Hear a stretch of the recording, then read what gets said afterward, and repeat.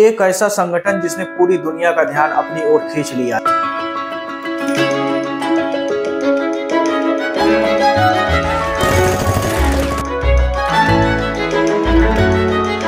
जी हाँ, हम बात कर रहे हैं तालिबान की।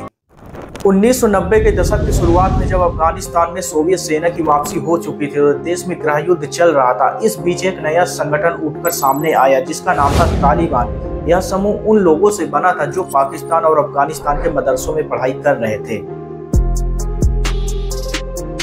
तालिबान ने अफगानिस्तान में भ्रष्टाचार और युद्ध सरकारों के बीच के संघर्ष को खत्म करने का दावा किया। 1994 में उन्होंने कंधार पर कब्जा कर लिया और 1996 पर काबुल पर, लेकिन उनकी नीतियां बेहद कठोर थी। महिलाओं पर शिक्षा और काम करने पर पाबंदी, संगीत और मनोरंजन पर प्रतिबंध और सार्वजनिक स्थानों पर सख्त सजाएं लागू की गई। तालिबान ने अलकायदा को अफगानिस्तान में सरहदी जोन के लिए बड़ी समस्या बन गई और 11 सितंबर 2001 को अमेरिका पर हुए आतंकी हमले के बाद अमेरिका ने तालिबान के खिलाफ युद्ध छेड़ दिया और कुछ ही महीनों में तालिबान की सत्ता खत्म हो गई। फिर 2001 में तालिबान ने खुद को एक उग्रवादी समूह के रूप में पुनर्गठित किया। उन्होंने छापामार युद्ध और आत्मघाती हमलों से अफगानिस्तान में अस्थिरता बनाए रखी।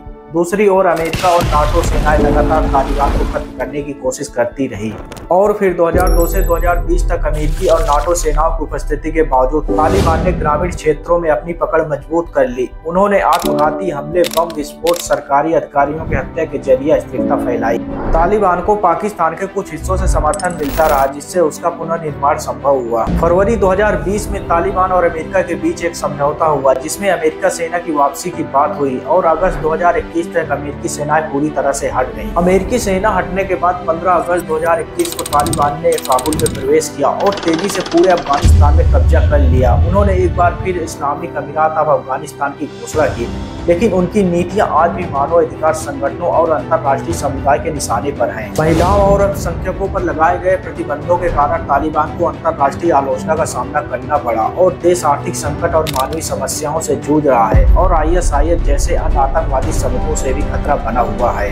तालिबान के बारे में यह भी कहा जाता है कि उन्होंने अपने शासनकाल में ऐसे क्षेत्रों में स्थिरता और कानून व्यवस्था लाने का दावा किया है जहां पहले अराजकता और संघर्ष का माहौल था।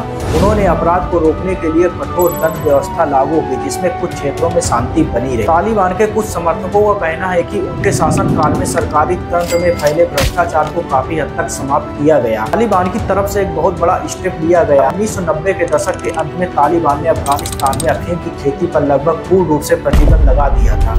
इसे अंतर्राष्ट्रीय स्तर पर सराहा गया क्योंकि अफगानिस्तान उस समय विश्व का सबसे बड़ा अफीम उत्पादक देश था। तालिबान ने अपने शासन में पारंपरिक स्थानीय पंचायत प्रणाली को मजबूत किया जिसमें छोटे विवादों को स्थानीय स्तर पर सुलझाने का अवसर मिला और ग्रामीण क्षेत्रों में यह प्रणाली अधिक प्रभावी मानी गई। लेकिन आज के समय में अफगानिस्तान की स्थिति इतनी खराब बनी हुई है कि वह अपने आर्थिक संकट और आतंकवाद के खतरों से जूझ रहा है। दोस्तों, तालिबान का इतिहास और उनकी नीतियां हमें कई सबक सिखाती हैं। सिर्फ एक देश की कहानी नहीं बल्कि पूरे मानवता के लिए एक चेतावनी है। और अगर आपको यह वीडियो पसंद आया हो तो इसे लाइक और शेयर जरूर करें और हमारे चैनल को सब्सक्राइब करना ना भूलें। धन्यवाद। मिलते हैं अगले वीडियो में।